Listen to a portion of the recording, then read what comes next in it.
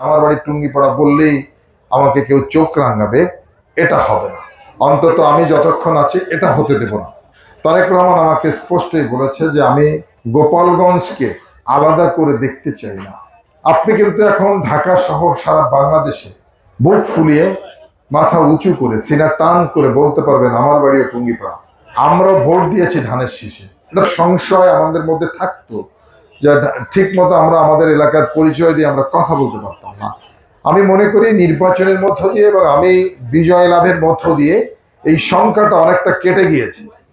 আমরা এখন এই সংখ্যার মধ্যে থাকবো না যে আমার বাড়ি টুঙ্গিপাড়া বললেই আমাকে কেউ চোখ রাঙাবে, এটা হবে না। অন্তত আমি যতক্ষণ আছি এটা হতে দেব না। আমি তো মানুষ, আমি তো ভুল করতে পারি। আমাকে বলবেন যে আপনার এই কাজটা মনে হয় ঠিক হচ্ছে না, একটু ভেবে দেখেন। আমাকে যদি একটু স্মরণ করে দেন বা একটু বলেন না। আমি তো বাড়িতে এখন আসি থাকি, আমার দরজা খোলা আছে আপনাদের জন্য।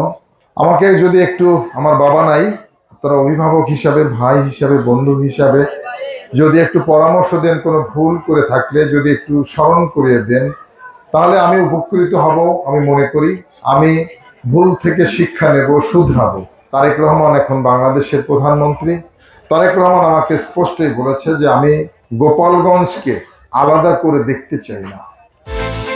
বিকাশ পেমেন্টে 10,000 টাকার বেশি অফার, শপিং চলছে তো। আমি অন্য 64টি জেলার মতো গোপালগঞ্জে দেখতে চাই। গোপালগঞ্জের মানুষ যেন কোনো উন্নয়ন থেকে বঞ্চিত না হয়, গোপালগঞ্জের মানুষ যেন বৈষম্যের শিকার না হয়। একটি সাম্য, মানবিক ও সাম্প্রদায়িক, দুর্নীতিমুক্ত এবং একটি মাদক মুক্ত টুঙ্গিপাড়া গড়তে চাই। সেজন্য আপনাদের সকলের সহযোগিতা চাই।